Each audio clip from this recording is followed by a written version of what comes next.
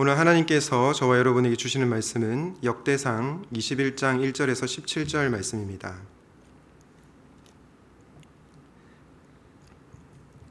역대상 21장 1절에서 17절 말씀을 한 절씩 교독하겠습니다. 사탄이 일어나 이스라엘을 대적하고 다윗을 충동하여 이스라엘을 계수하게 하니라.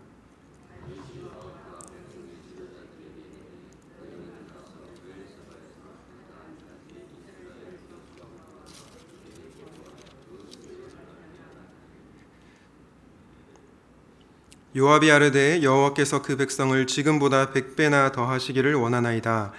내 주 왕이여, 이 백성이 다 내 주의 종이 아니니까. 내 주께서 어찌하여 이 일을 명령하시나이까? 어찌하여 이스라엘이 범죄하게 하시나이까 하나.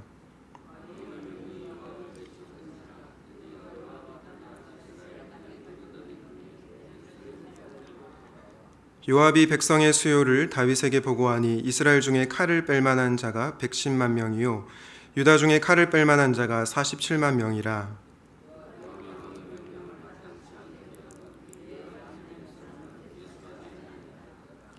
하나님이 이 일을 악하게 여기사 이스라엘을 치심해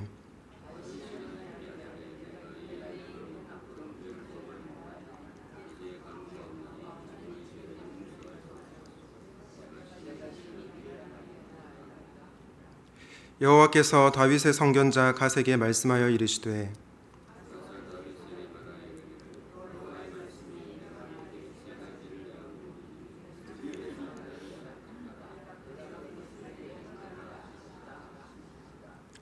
갓이 다윗에게 나아가 그에게 말하되 여호와의 말씀이 너는 마음대로 택하라.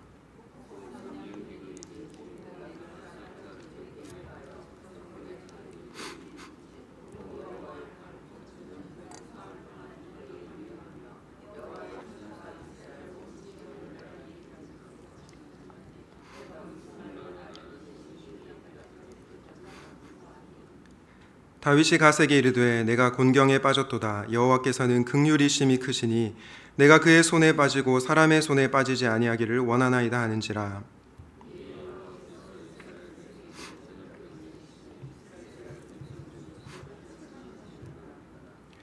하나님이 예루살렘을 멸하러 천사를 보내셨더니 천사가 멸하려 할 때에 여호와께서 보시고 이 재앙 내림을 뉘우치사 멸하는 천사에게 이르시되 족하다. 이제는 내 손을 거두라 하시니 그때에 여호와의 천사가 여부스 사람 오르난의 타작마당 곁에 선지라.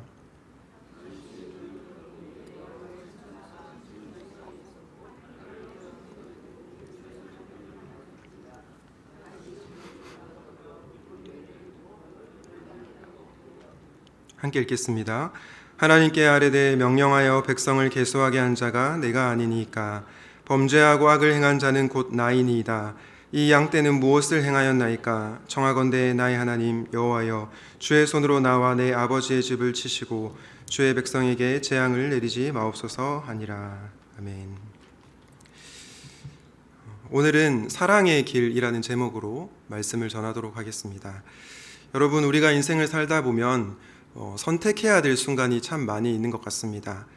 인생 자체가 선택의 연속이다라는 말이 괜히 나온 것이 아니죠. 작은 일로 치자면 아침에 일어나서부터 선택이 시작됩니다.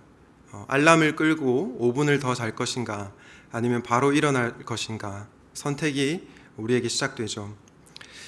오늘은 어떤 옷을 입고 출근할 것인지, 그리고 오늘 점심 메뉴는 뭐로 할 것인지, 인생은 가히 선택의 연속이라고 해도 과언이 아닙니다. 이뿐만이 아닙니다. 때로는 우리 인생에 있어서 굉장히 중요한 선택을 해야 될 때가 있습니다. 내가 어떤 학교를 갈 것인지, 또 어떤 직장을 선택할 것인지, 이렇게 우리에게는 수많은 선택의 길이 있습니다. 또한 오늘 본문의 다윗처럼 어떤 일을 두고 이 일을 해야 되겠다, 하지 말아야 되겠다, 그런 선택의 기로에 놓이기도 합니다. 여러분, 여기서 중요한 것이 무엇입니까? 저는 마음의 동기라고 생각합니다. 물론 오늘 어떤 옷을 입을지, 그리고 점심에 뭐를 먹을지는 내 마음에 끌리는 대로 하면 됩니다. 그러나 우리가 살면서 부딪히게 되는 수많은 선택에는 우리의 가치 판단이 들어가게 되고, 또 우리가 신중하게 결정해야 될 문제들이 있다는 것입니다. 그럴 때 가장 중요한 것이 마음의 동기라는 것입니다.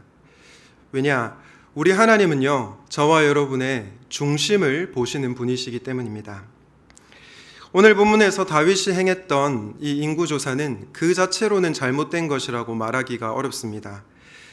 현대에도 정부에서 국민을 관리하기 위해서 또 더 나은 행정 서비스를 제공하기 위해서 인구조사를 할 때가 있죠.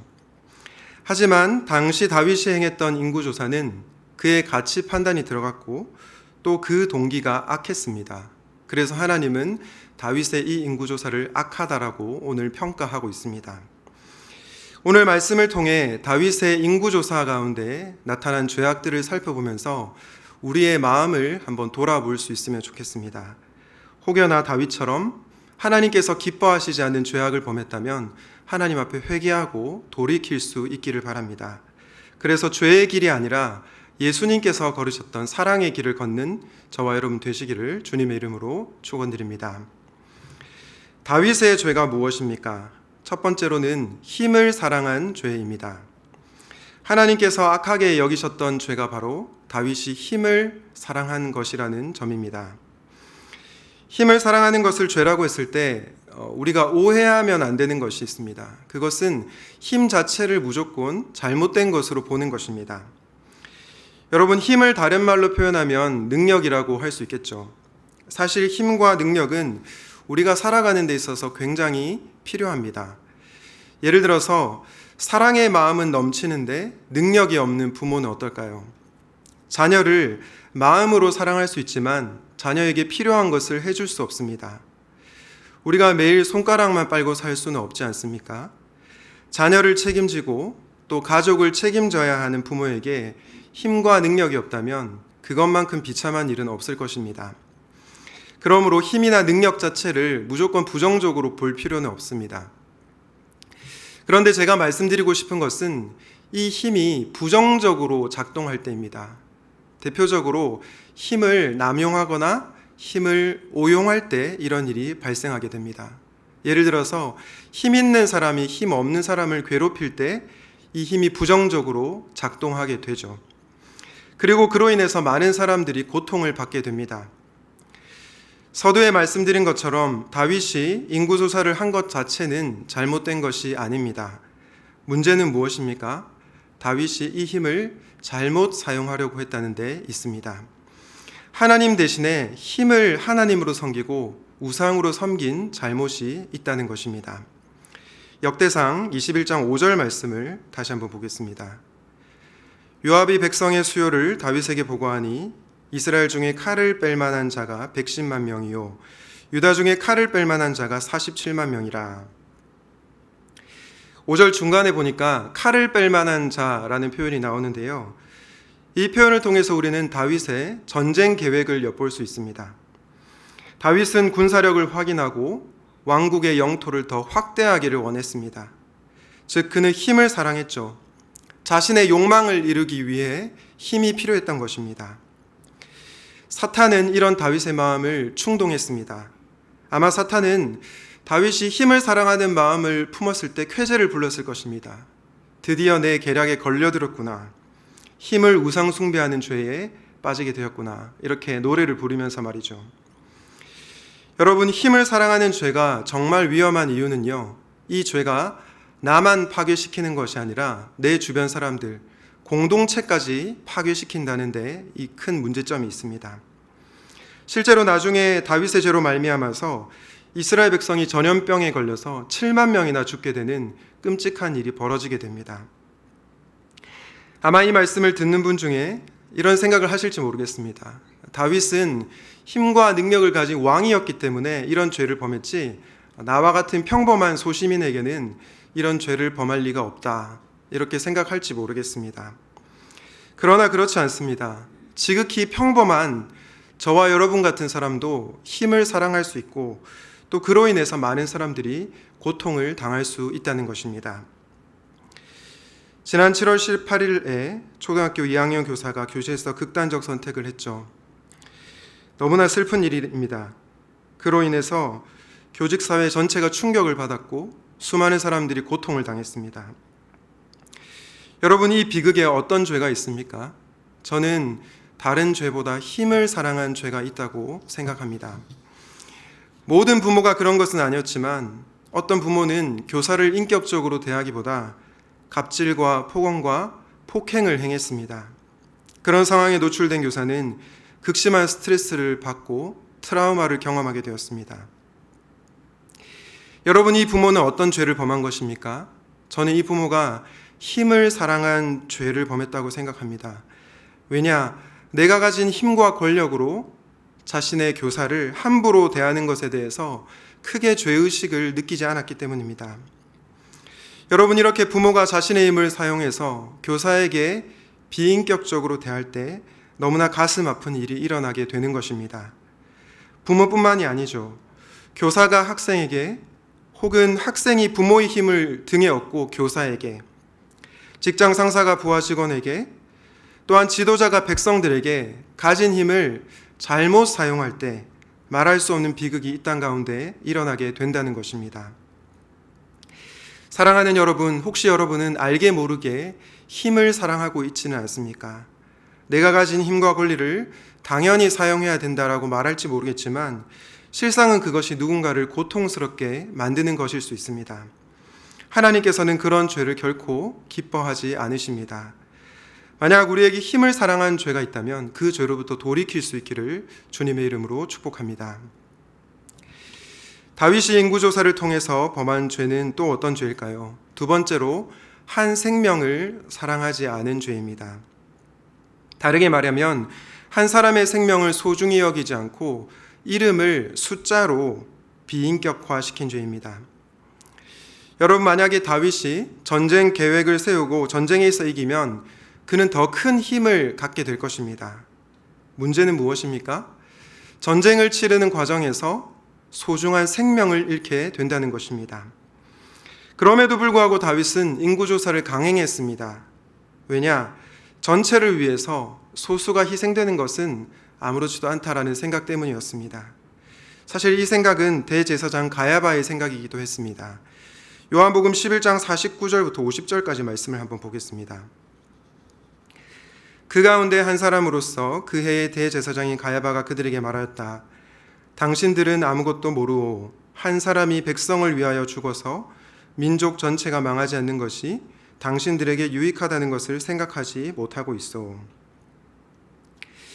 사실 구원 역사의 관점에서 보면 예수님께서 죽으셔야 했습니다. 그리고 예수님께서 십자가의 죽으심으로 말미암아 자기 백성을 구원하시는 하나님의 그 큰 그림이 분명히 있었습니다. 그런 관점에서 보면 가야바의 말을 꼭 틀렸다고 볼 수는 없습니다. 그런데 우리는 가야바의 말 속에서 그 마음의 동기를 볼 수 있어야 됩니다. 여러분, 이 가야바의 말 속에서 우리는 무엇을 느낄 수 있습니까? 많은 사람을 위해서 한 사람이 죽는 것은 아무렇지도 않다는 것입니다. 여기서 우리는 한 생명을 사랑하지 않는 죄를 범하는 가야바를 목격하게 됩니다.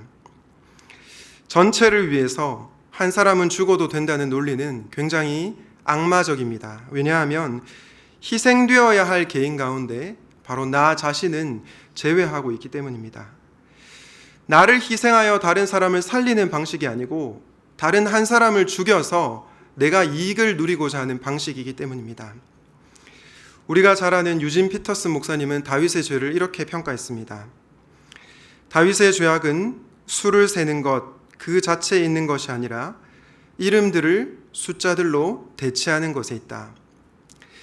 이름들을 숫자들로 대체한다는 것은 한 생명을 사람으로 취급하지 않고 그냥 숫자로 여기는 것입니다. 실체를 설명하기 위하여 숫자를 사용하는 시도와 습관은 우리 사회 가운데 내재하고 있는 수많은 악의 뿌리에 놓여 있다. 나중에 보면 다윗이 사람을 숫자로 여긴 죄에 대해서 회개하는 장면이 나오는데요. 우리 역대상 21장 17절 말씀을 다 같이 한번 읽어보도록 하겠습니다. 시작. 그때 다윗이 하나님께 아뢰었다. 이 백성의 인구를 조사하도록 지시한 사람은 바로 내가 아닙니까? 바로 내가 죄를 짓고 이런 엄청난 악을 저지른 사람입니다. 백성은 양떼일 뿐입니다. 그들에게야 무슨 잘못이 있습니까? 주 나의 하나님, 나와 내 집안을 치시고 제발 주님의 백성에게는 전염병을 거두어 주십시오. 여러분, 하얀색으로 칠한 부분을 한번 잘 살펴보십시오. 뭐라고 되어 있습니까? 백성은 양떼일 뿐입니다. 여러분, 이전의 다윗에게 백성들은 숫자에 불과했습니다. 그러나 하나님의 심판을 받고 그는 자신이 백성들의 생명을 소중히 여기지 않은 것을 깨닫게 되었습니다. 그들이 단지 숫자로 환산할 수 있는 그런 존재가 아니라 한 생명, 한 영혼을 가진 소중한 존재라는 것을 깨달았던 것입니다. 그래서 차라리 자기와 자기 집안을 치시고 제발 주님의 백성 양떼들에게서 전염병을 거두어 주십시오라고 하는 목자의 기도를 하게 된 것입니다. 저는 이번 여름에 베트남 단기봉사를 다녀왔는데요. 베트남 롱안 지역이라고 하는 곳에서 고엽제 환자들을 섬기시는 선교사님들을 뵙고 왔습니다. 여러분 잘 아시는 것처럼 고엽제 환자들은 베트남 전쟁으로 인해서 극심한 피해를 입은 환자들입니다. 고엽제라고 하는 것은 일종의 제초제 같은 것인데 주 성분이 인체에 노출되면 치명적인 다이옥신이라고 합니다. 이 성분이 인체에 흡수되면 각종 암과 신경계 마비를 일으키고요. 평생을 이렇게 팔, 다리가 뒤틀린 채로 살아가는 그런 모습을 볼 수 있습니다. 더욱 심각한 것은요, 고엽제 환자들이 당대에만 고통이 끝나는 것이 아니고 3대, 4대 계속해서 그 고통이 유전적으로 이어진다는 것입니다. 여러분 한번 상상해 보십시오. 부모인 나만 이 전쟁의 비극을 겪는 것이 아니고 내 손주, 증손주까지 계속해서 이런 고통을 겪는다면 얼마나 가슴이 아프겠습니까? 저는 이 고엽제 환자를 방문하면서 전쟁의 비참함을 피부로 느끼게 되었습니다. 그런데 여러분, 왜 이런 비극이 일어나게 된 것입니까? 저는 한 생명을 사랑하지 않은 죄가 여기 있다고 봅니다. 전쟁에 이기기 위해서 한 생명이 고통을 받든 말든 그것은 상관없다는 논리가 이 안에 있는 것이죠. 사랑하는 여러분, 혹시 여러분은 사람을 수치화해서 생각하진 않습니까? 한 생명과 한 영혼의 소중함을 생각하지 않고 전체를 위해서 개인은 희생되어도 된다, 그런 논리에 빠져 있지는 않습니까? 만약 그렇다면 여러분은 한 영혼을 사랑하지 않는 죄를 범하고 있는 것일지 모릅니다. 오늘날 이 시대는 전체를 위해서 개인은 희생되어도 좋다는 논리가 가득합니다. 그로 말미암아 이 땅 가운데 연약한 사람들은 더더욱 많은 고통을 당하고 있습니다. 혹시라도 만약 여러분이 한 생명을 사랑하지 않은 죄를 범했다면 이 시간 말씀을 듣고 주님 앞으로 돌이킬 수 있기를 주님의 이름으로 축원드립니다. 지금까지 우리는 다윗이 인구조사를 통해서 범한 죄를 살펴보았습니다. 그 죄는 힘을 사랑한 죄였고 한 생명을 사랑하지 않은 죄라고 말씀드렸습니다. 우리는 이 죄로부터 돌이켜야 합니다. 그렇다면 이 죄로부터 돌이켜 우리가 나아가야 할 방향은 어떤 길일까요? 저는 사랑의 길이라고 확신합니다. 그리고 이 사랑의 길을 저와 여러분보다 앞서서 걸어가신 분이 예수님이라고 믿습니다. 여러분, 예수님은 어떤 분이십니까? 예수님은 힘을 사랑하신 분이 아니고요, 사랑의 힘을 가지신 분이셨습니다. 예수님은 한 생명을 천하보다도 소중히 여기고 사랑하신 분이셨습니다. 누가복음 22장에 보면 예수님을 잡으러 사람들이 몰려옵니다. 그때 제자들이 예수님께 주님, 우리가 칼을 쓸까요?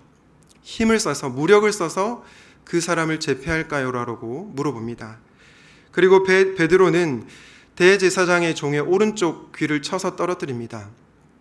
그때 예수님께서 어떻게 하십니까? 그만두어라 말씀하시고 이 대제사장의 종의 귀를 만져서 치료해 주시는 것을 볼 수 있습니다.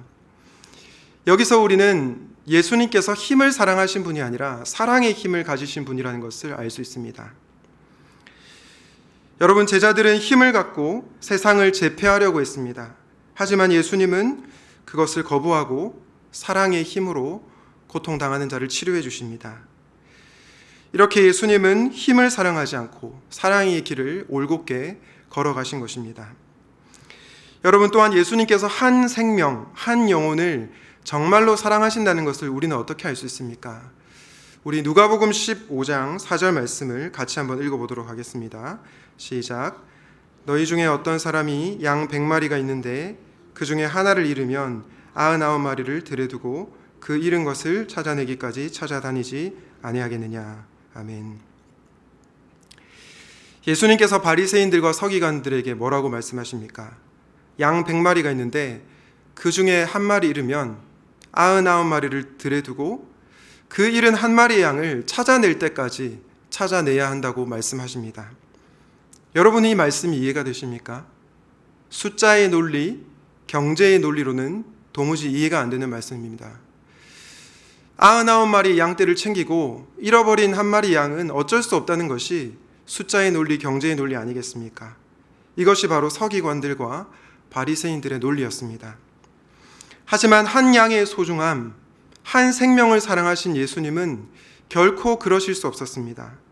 잃은 양을 찾아낼 때까지 찾아내시는 분, 그분이 저와 여러분이 믿는 예수님이십니다. 사랑하는 샘물 성도 여러분, 만약 이 지구상에 나 혼자밖에 살지 않았다고 하더라도 예수님은 나를 위해 기꺼이 십자가를 지셨을 것입니다. 왜냐? 예수님은 사람을 숫자로 여기지 않았기 때문입니다. 한 생명을 사랑하셨고 그 생명을 사랑하고자 하는 그 열정이 십자가로 그를 향하게 만들었기 때문입니다. 이 사랑을 할 때 우리는 더 이상 전체를 위해서 개인은 희생되어도 된다라는 전체주의적인 발상을 가지지 않게 될 것입니다. 한 생명을 소중히 여기고 그를 위해 나 자신을 내어주는 예수님의 사랑을 실천하게 될 것입니다. 혹시 이 자리에 한 생명을 사랑하지 않고 또 힘을 사랑한 분들이 계시다면 다시 한번 우리 예수님께서 어떤 길을 걸어가셨는지를 묵상하시고 사랑의 길을 걷는 여러분 되시기를 주님의 이름으로 축원드립니다. 말씀을 정리하겠습니다.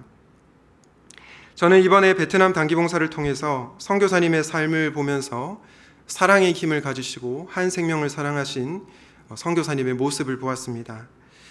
롱안에서 사역하시는 우석정 선교사님은 경북대 의대를 졸업하시고 원래는 포항의 성모병원의 흉부외과 과장이었다고 합니다. 그런데 35살에 주님의 부르심을 받고 5년 정도 기도하시다가 40살에 베트남 롱안 지역으로 세계로 병원을 개척하러 나가셨습니다.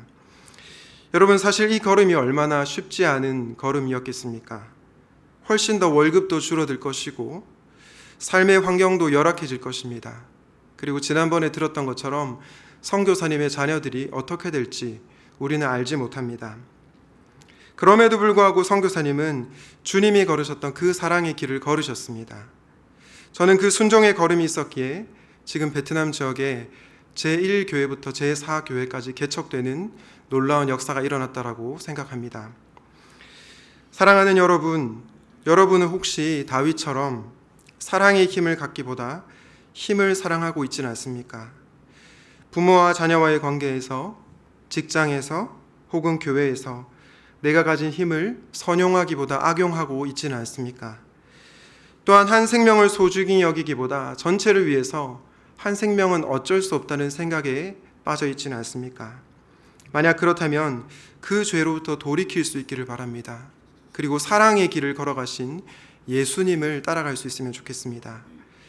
저와 여러분이 사랑의 힘을 가진 부모가 될 때, 여러분이 한 생명을 사랑하는 교사가 될 때, 여러분이 사랑의 길을 걸어가신 예수님과 같은 목자가 될 때, 우리 교회는 하나님께서 기뻐하시는 교회가 될 것이라고 확신합니다. 바라기는 예수님처럼 사랑의 길을 걸어가시는 모든 성도님들 되시기를 주님의 이름으로 축원드립니다. 아멘. 오늘 말씀을 기억하시면서 미랄이라는 찬양을 함께 찬양하도록 하겠습니다.